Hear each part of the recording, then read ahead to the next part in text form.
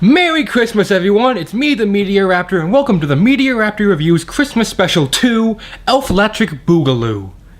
Yes, that is a terrible name, but I don't care. So earlier today I reviewed Krampus. What am I going to review now? Well, I'm going to review another Christmas horror comedy from 1984, and is one of my all-time favorite Christmas movies, to be honest, and is simply known as Gremlins. Oh yeah. This is actually what I was going to review for my first Christmas special, not Krampus, like not this year. The year before it, I was supposed to actually do a review on this, and it didn't work out. Then I tried doing that live stream, and my internet conked out, so I'd only got to a certain point, and yeah. I'm just gonna get on with the review. In all honesty, this is actually a movie which I watched as a kid, and is also responsible for me hating Christmas for about a year, because I watched it at the beginning of November and I was absolutely paranoid, because I was 7 years old, okay, when I watched this for the first time, and I walked in on the scene when the gremlin's head explodes in the microwave, which now is awesome, but as a 7-year-old kid, I was pretty scared, to the point when I didn't want to go near the microwave, and I had to sleep with some of the lights on, because I was afraid that gremlins would come and kill me in my sleep. Yeah, but now I watch this movie every year. I have been for the past 3 years, and I love it. It's a great Christmas movie, it's a great comedy, it's a great movie in general. So, let's just get down to the review itself. Gremlins, it has a very, very classic story. You know what I'm talking about. The young kid, Billy, he lives a normal life, but then he gets a pet mogwai. He gets Gizmo, featured on the cover. But there are 3 very important rules. Don't get them wet, don't feed them after midnight, and don't put them in light or sunlight. And of course, by accident, the rules are broken, unleashing an entire army of, what else? Gremlins. As you can see on the back here, you can see Spike, which is ironic because he had the mohawk, and in the sequel, the main bad guy was called Mohawk when he had the spike hair. Anyone else notice that? Whatever.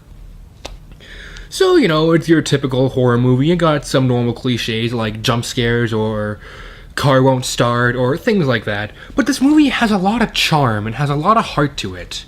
The characters, they don't have a ton of backstory, but you know what? We don't need backstory for them, because, well, it's supposed to be they're just fighting off an army of monsters in one night. Like, we don't need backstory on them. We just kind of need to know, yeah, this is a little bit about them. Like, oh, the main character, Billy, his girlfriend hates Christmas. Why? Well, they'll explain that later. By the way, do not show that scene to kids. Yeah, I'm not going to spoil it, because you know what I'm talking about if you've seen the movie. Be careful. Like, we know that the father is an inventor. He's a quirky inventor, a really nice guy. We know his mom is a very kind and caring person. We know Mrs. Deagle is one of the most obnoxious characters I've ever seen in film, and when she gets sent flying out of her house in her chair by the gremlins and then gets killed, that was an amazing scene, because I hated her from the second she showed up, and wanted her to burn. And you know what, getting her ejected out of her house, and then crashing onto the road and probably smashing her head open, even though we don't see that, that's just as good as having her be burned alive. Really, if she dies, I don't care what happens. She's dead, I'm happy.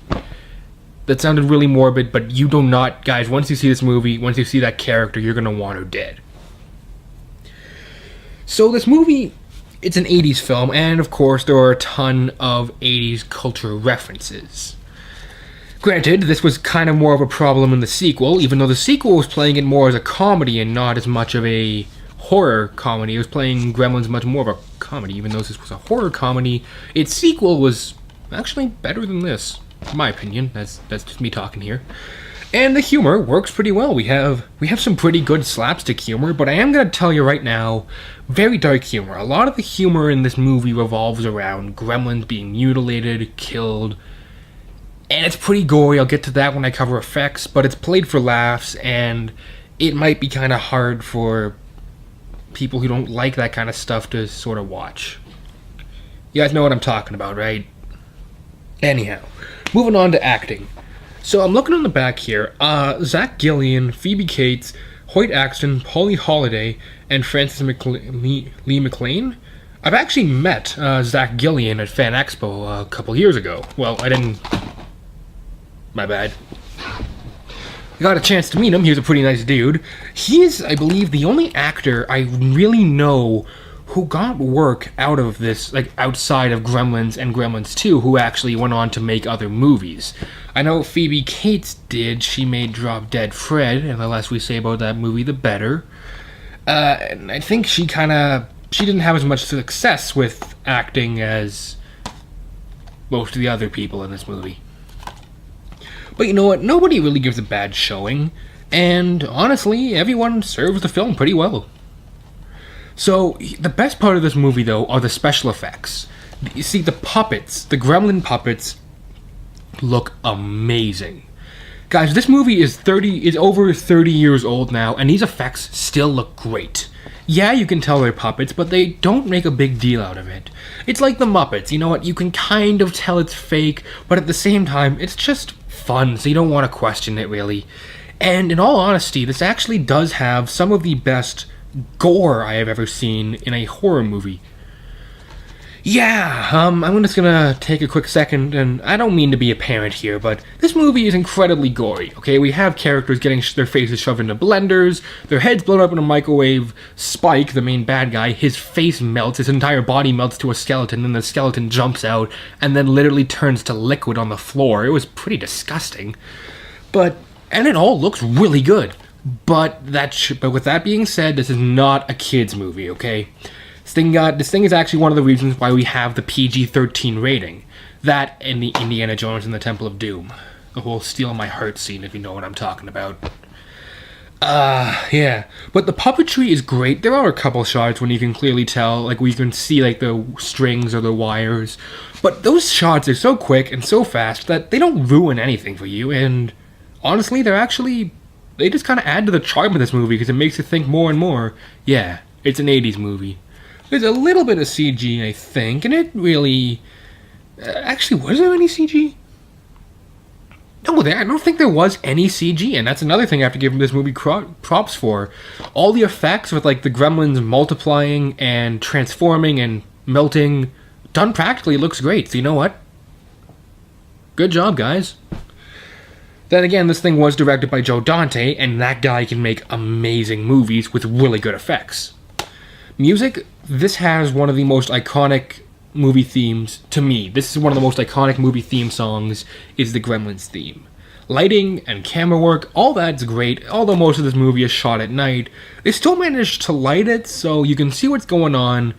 But at the same time, they kind of had a bit of a problem, because if they were using lighting, that would have led to questions like, wait, shouldn't Gizmo or Spike or any of the Gremlins be dead right now because they are in light? You kind of think about it, but they actually did a good enough job that you won't be thinking about it too much. So when it comes down to it, do you guys think I can recommend Gremlins? Oh yeah. Gremlins is a favorite holiday film of mine.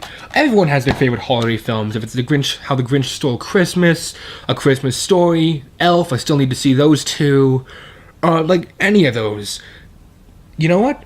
And I have to say, Gremlins is one of my favorites. So you know what, guys? I give this thing 4 raptor claws out of 4. Merry Christmas to all of you. Thanks for tuning in for the past 3 years. I hope to see you guys around. And until next time, this is the Meteor Raptor saying simply, keep cool, and I will see you guys around. Merry Christmas, Dino Dudes.